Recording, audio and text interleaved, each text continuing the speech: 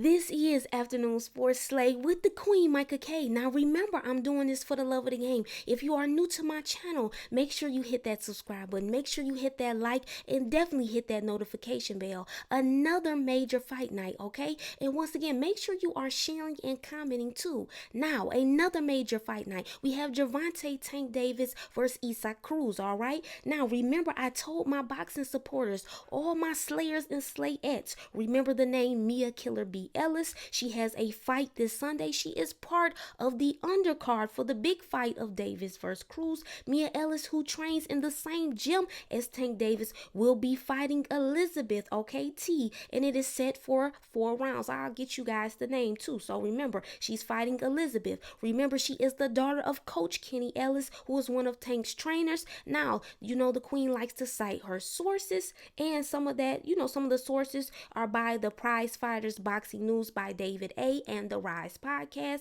Killer B says she's fighting at 130 featherweight, and her height is like 5'9", 5'10". Excuse me if I might be touching my hair a little bit because it's being a little aggy right now. Now, if you're new to the channel, this is how I do it. I give you my background information first, then I give you my analysis, then I give you my prediction. Here we go with the background information. The source is by MayweatherPromotions.com, unbeaten 5-time world champion and boxing's hottest attraction. Gervonta Tank Davis will defend his WBA lightweight championship against hard-hitting, Pitbull Cruz on Sunday, December 5th, live on Showtime pay-per-view from Staples Center in Los Angeles in a premier boxing champions event. Now, I got another 2-pack because it's 2 big fights this weekend. Now, what the Queen is about to start trying to do too is make the video shorter, especially if I've already covered the fight, especially somebody like Tank, who I've covered, and I've covered his last 3 fights. So in the near future, we're going to really kind of make it short, concise, and more to the point. But I still gave more of a full detailed analysis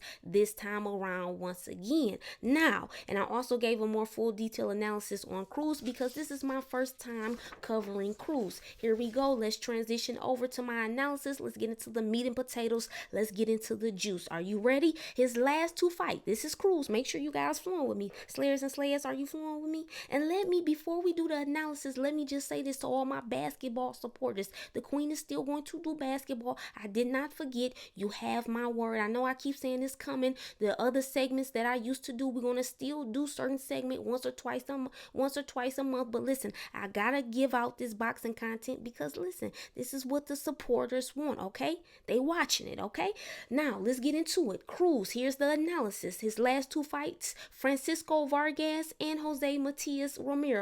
Both fights went the distance, and hopefully I said that last name properly, okay? Now, Cruz, here we go with the juice. Cruz will come out very aggressive and locked in. Cruz can instantly start off with big shots to the body, lefts and rights, throwing combinations. Cruz is a walk forward, straightforward type of fighter. Once again, make sure you guys understand that he's a straightforward type of fighter. So you can't miss him. He's right in front of you at all times. Cruz will throw different type of punches, left and right hooks, plus uppercuts, plus land nice double and triple jabs, and land clean, effective heavy punches to the head too. Cruz will close the distance on you quickly to get into the inside. Cruz is heavy-handed, nice power in both hands. Cruz likes fighting taller fighters. Cruz can get lower, or should I say bend lower, kind of crouch a little bit with his legs and upper body to make it more difficult for opponents to catch and tag him. He will throw nice counters at times too. Overall, Cruz is a very focused fighter and knows how to keep his composure. Cruz doesn't show a lot of facial expression, keeps the same face, not a lot of emotions at times. So you might not know what Cruz is thinking, okay? He's very serious. He's very tapped in when it comes to when he gets inside that ring. Now, Cruz will hit you everywhere and won't stop punching and apply non-stop pressure, and will definitely try to outland his opponent. Cruz is a very tough, strong-willed, and active fighter. Let's get into a slay question. Will Cruz be able to adjust throughout the fight against Tank? Okay? Now let's get into what I'm looking for from Cruz. Cruz at times can be wide with his punches, has to be careful, could give Tank an opening for a devastating power shot. I would like to see better head and foot movement at times too. Also, Cruz has to watch his head because it could possibly be headbutts in this fight. I know Davis and his team will be looking out for that to make sure the fight stays clean and it just flows smoothly. Overall, Cruz must make sure his defense is good and keep his face protected, okay? And really face and body, okay? Now, let's get into let's get into more juice. Let's get into GervontaDavis, all right? Listen, Tank is what I call my double star athlete, and really to me, he's more like a triple star athlete because of his complete package game, all right? He passes the queen's eye test with flying colors, all right? This is my eye test. This is what the queen sees. We ain't worried about nobody else. You come in here for my opinion. I ain't worried about what nobody else has to say. If you don't like it, go somewhere else, okay? Now, Tank gives you the oohs and ahs that you crave in boxing, okay? The most exciting boxer out right now to me. Hands down, a pay-per-view star. Listen, let's get into a few reasons why I feel this way, okay? Why the queen feels this way. Tank is explosive. Tank has great athleticism. The way he moves around the ring, he is relentless. When he smells blood, he's going in for the kill. Tank has devastating power in both hands. Tank can and will land crushing blows to the body and head on his opponents. Tank can deliver a variety of punches in multiple ways, all right? Double and triple jabs, uppercuts from the right and left, deadly hooks, almost like a leaping right hook, for example, plus straight right and lefts, elite counter punching ability. Tank has so much speed and quickness. Listen to this. His IQ, his intellect is supreme. Timing and accuracy is elite. Let me leave you with one thing trainer Barry Hunter said. You can tell Tank something maybe once or twice and he'll get it to perfection. Let me repeat that. This is from trainer Barry Hunter. He said you can tell Tank something maybe once or twice and he'll get it to perfection. Now I'm paraphrasing. What this also lets you know, Slayers and Slayettes, we haven't seen the best from Tank. No, not just yet.